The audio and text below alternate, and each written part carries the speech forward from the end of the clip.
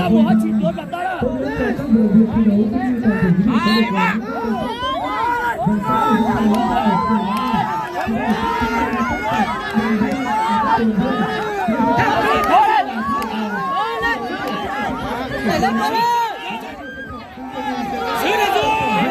Ai xuống thì xuống lên thì lên. Cố gắng giữ lên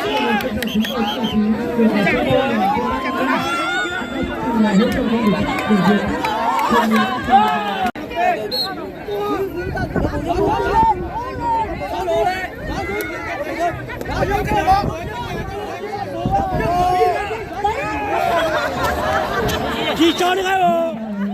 Chị cho cũng được không? Chị chung một lần trẻ trên đó.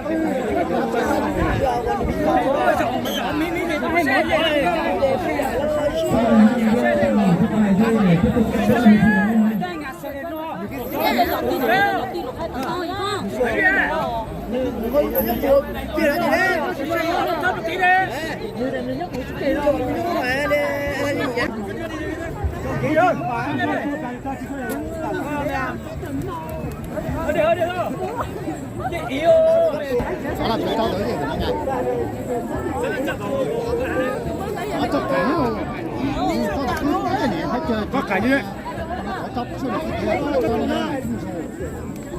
đi làm phải cho thằng này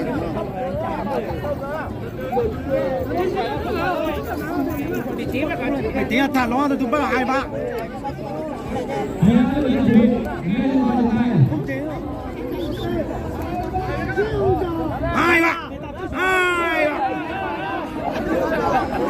Trên tay chốt quá rồi mẹ 2-3 đi rồi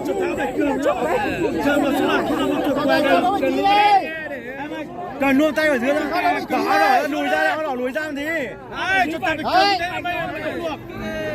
lùi ra đỏ lùi ra đây tí được rồi quay nữa đi thôi ok hai vào cố lên cố lên nào cố lên nào cố lên nào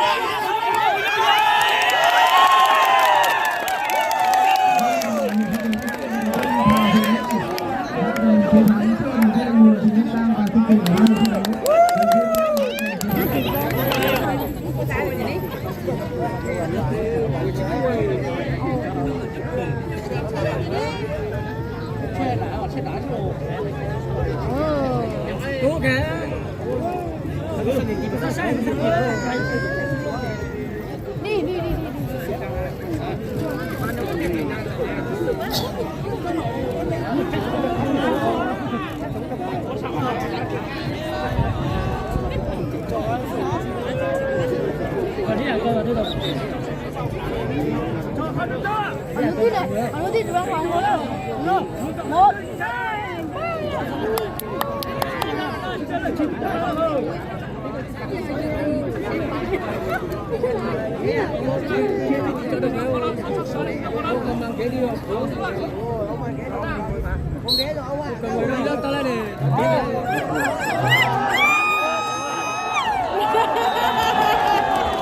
Ở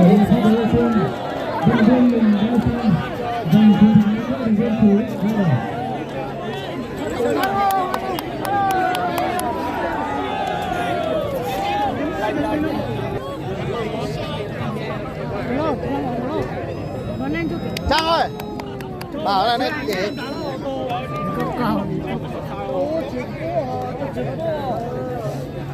cho anh chị cái hơi đấy nữa thằng có tới phía đấy họ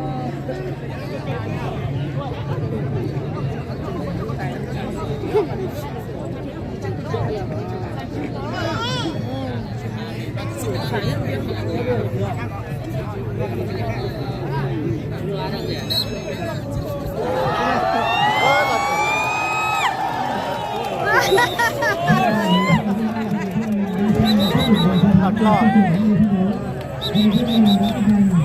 Chiến thắng các vận động viên với tỷ số là 2-0 ạ.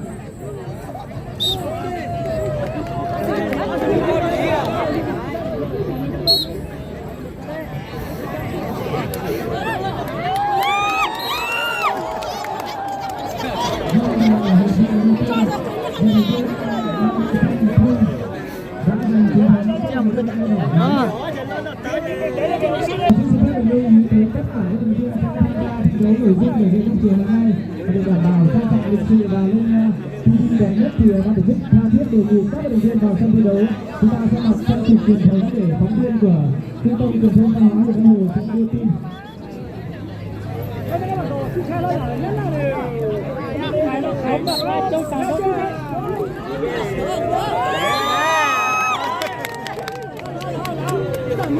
Cho con nó đỏ. Con mẫu.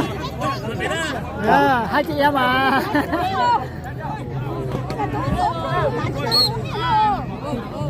Tao chơi cái gì quá. Ôi là tạm à. Đâu nhiều tiền đấy đó. Làm luôn đi thôi, làm luôn đi. Làm luôn đây. Quân luôn hả? Làm luôn đây, làm luôn đây. Chú luôn à? Nó cho nát tàu gì sao không chú à? Lá. cái lý gì ra hắn Ui.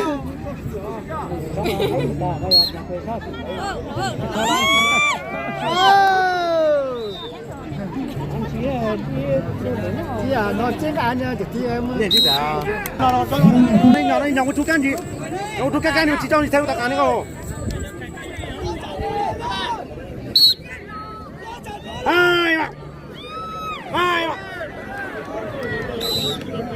Ở hiệp thi đấu đầu tiên, vận động viên Mùa Thị Ngân Đô đai xanh đã giành chiến thắng trước vận động viên Tùng Linh Mỹ đai đỏ. Xin mời hai vận động viên tạm nghỉ giây đã. Không nghỉ thì cho lăn luôn. 70-5 xin mời hai vận động viên Mùa Á Thu và Vạn Tuổi Dị. Thứ đối là Sông Á Tuổi.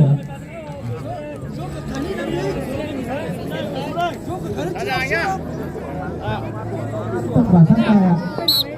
Á Thu và vận động viên Sông Á Tuổi Dị. Hai bạn. Hai bạn nào. Đi tiếp. Hai bạn, hai bạn, hai bạn. Vâng, và ở hiệp thi đấu khác, vận động viên Nông đã tiếp tục giành chiến thắng. Chung cuộc hai hiệp thi đấu, vận động viên Nông đã giành chiến thắng trước vận động viên Nhí với tỷ số là 2-0. Xin mời hai vận động viên Á Thu và Sông Á Tuổi.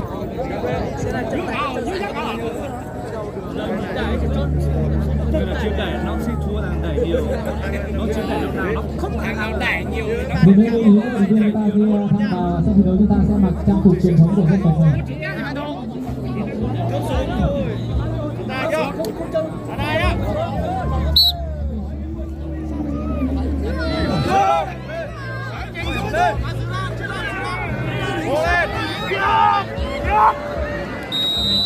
Ở hiệp thi đấu đầu tiên, vận động viên của đai xanh đã giành chiến thắng trước vận động viên Thương đai đỏ.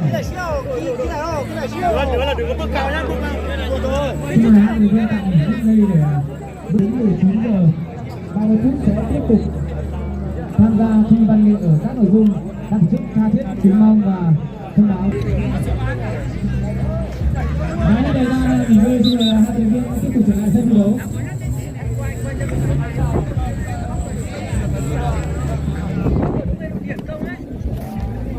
thôi con mặt trên không quá nhắc trên sơ này đi mà nhắc trên này cua thì hay nhiều nó mà đẩy gì nhá nhá 2 bạc. Chịu chúa. 2 bạc. Vâng, và hiệp thi đấu hai vận động viên Tủa là tiếp tục giành chiến thắng và cuối cùng ở hai hiệp thi đấu vận động viên Tủa đã giành chiến thắng trước vận động viên Thông với tỷ số là 2-0.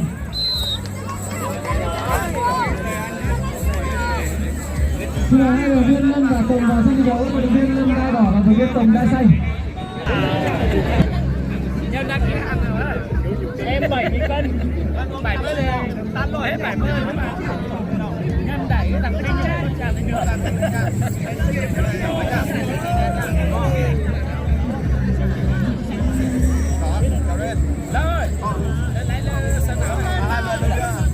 Đàn nào cũng bị đuổi nhưng mà lên cái sân đấy được rồi. Đàn nào cũng mình lần chết được chứ. Lên cứ nhớ là cố gắng đi phong trào nhá. Ăn cơm là đúng rồi, cái tầng đấy chân. Có kinh nghiệm là nó. Đàn này nhá. Đàn này nhá. Nhấp mũi có gì nhấp mũi. Nhấc bổng nó lên. Nhấc lên. Lên xoay. Lên.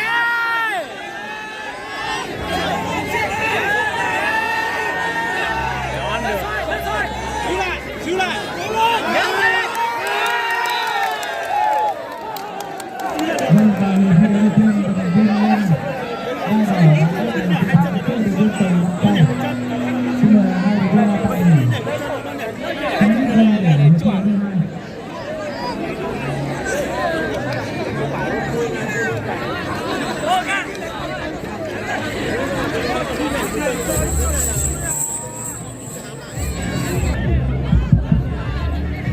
Tổ trọng tài yêu cầu lễ tân mang 2 bình nước vào số bộ phận đúng đấy ạ.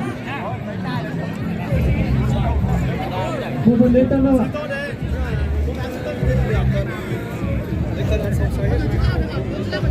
Và đã hết thời gian thi đấu, xin mời các vận động viên trở lại sân thi đấu. Phải hết mình chứ. Trách nhiệm phải hết mình chứ. Rồi.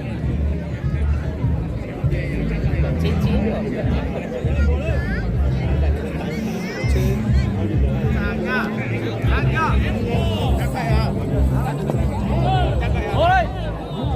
Chờ. Chờ vào.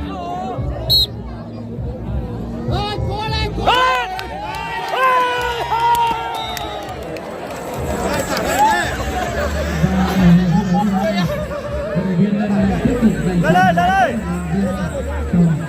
Và ở chung cuộc hai hiệp thi đấu giành chiến thắng số 2-0. Trọng tài nói làm gì đâu.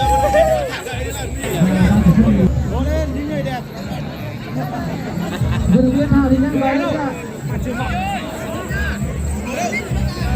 Lật thằng đấy.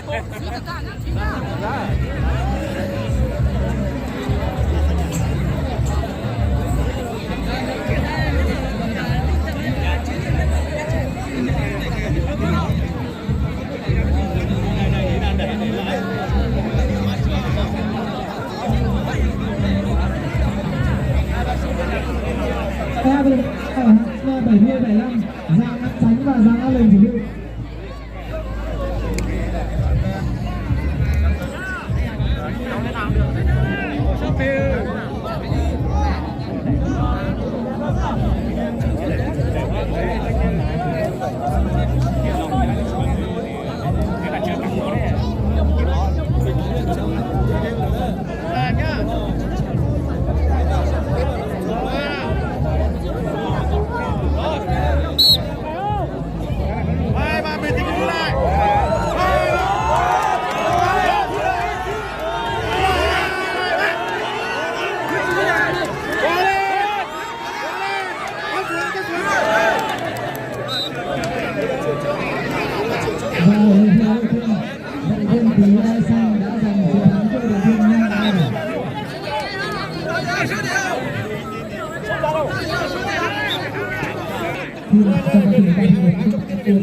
Không được luôn vì sẽ gây mất an toàn và nguy hiểm cho khán giả.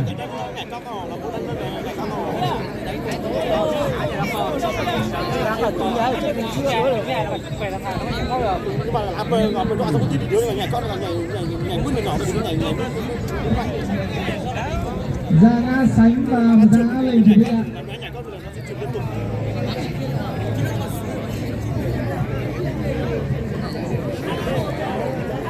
Đấy thì ra thì xin mời hai vị tiếp trở lại sân thi đấu.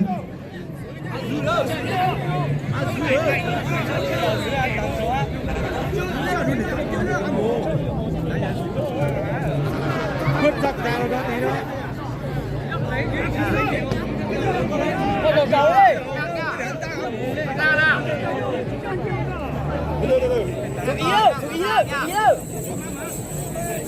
nhỏ này sao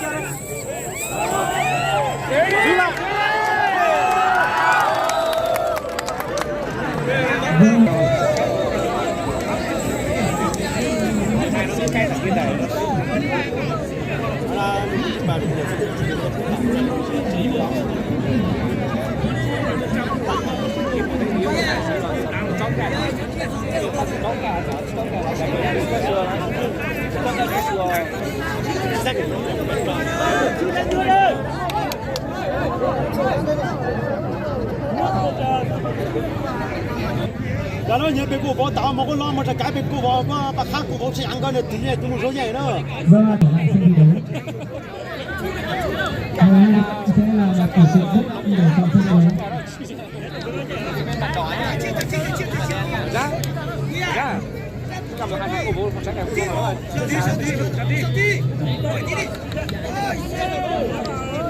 Bỏ chắc rồi đó.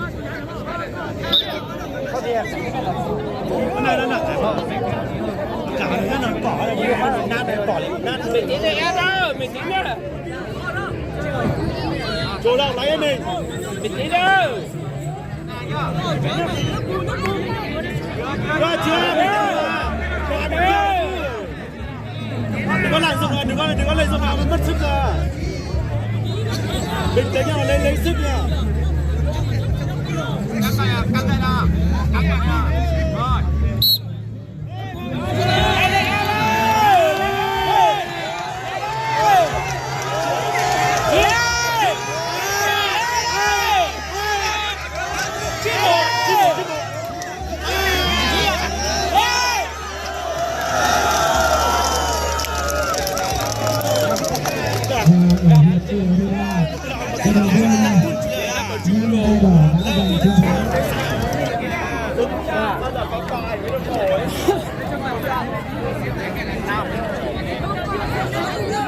rồi có coi là bắt đầu mà sợ nó có sợ nó được, sợ không nó mũi đâu. Làm cái gì đó.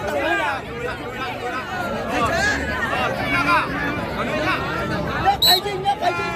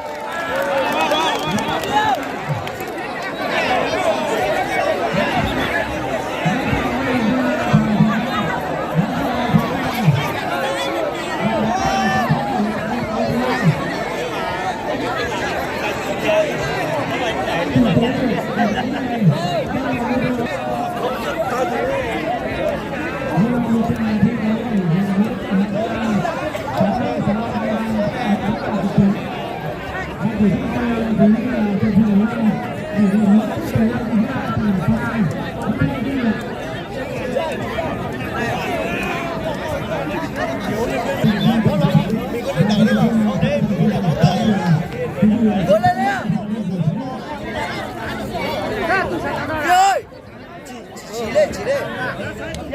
Nó mà tích chứ, nó tích. Chị chơi đây. Tiếp tôi nè. Thiếu sao Ai không được.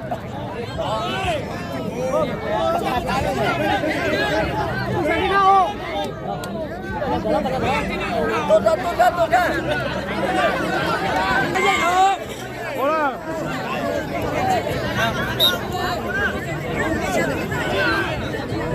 Chờ. Số 6 lên là nó phù số. rồi là nó cả với chiếc khăn cả với chiếc khăn thì chịu ăn chịu đó rồi nhấp cả chứ một là nhấp bự chết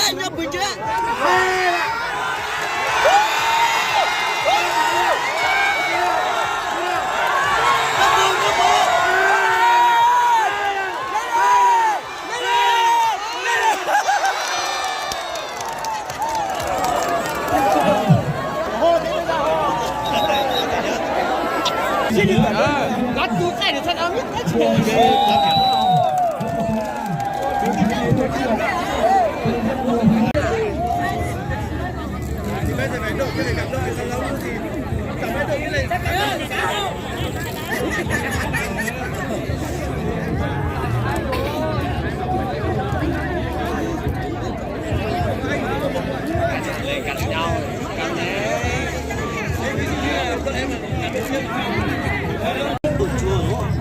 lý người ta nó tháo rẻ học 10 phút là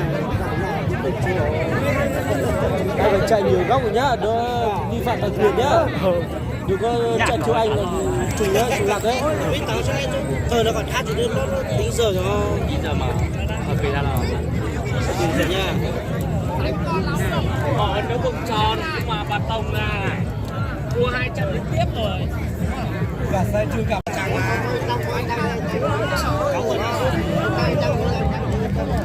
Dây tăng làm chuẩn. Có cái chê ở đấy rồi. Chê ở đấy rồi.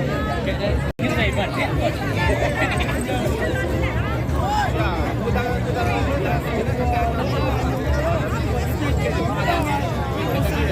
Rồi thế là hàng gì rất là biết chuẩn mai trước.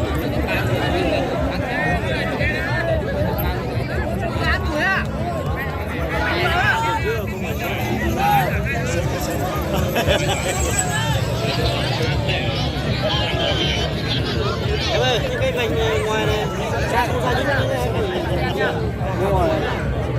Tốt, đây là công nghệ va đấy. Như lúc đấy con lông như là công nghệ va này. Vào đây mà cho có điện thoại là phải chịu đấy nhá. Không có đâu. Không chặt đây. Không phải. Đẩy xung quá nó chọc vào mặt đấy. Làm sao đấy nhá.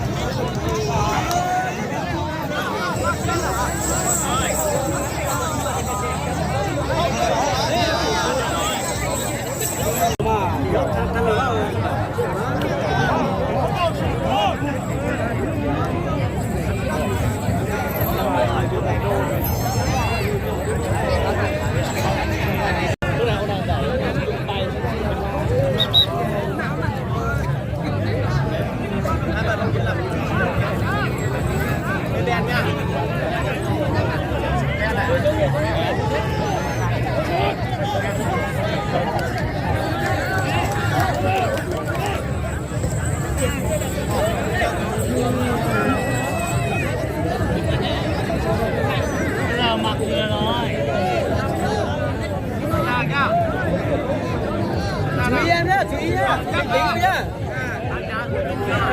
Rất ổn đó, rất ổn đó, rất ổn đó à. Vậy tao hát chân nào mà vừa không? Rất ổn đó. Rất ổn với cả. Đây.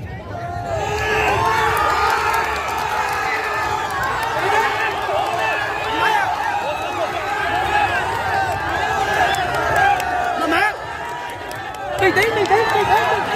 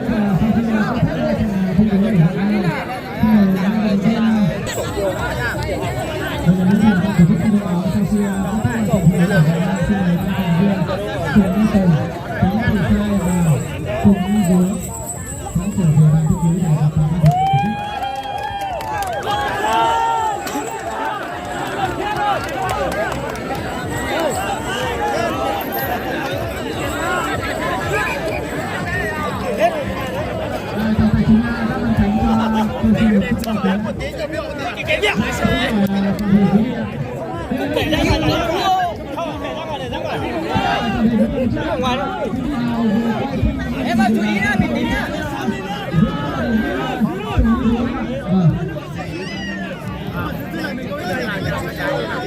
Chú ý nhá, chú ý nhá.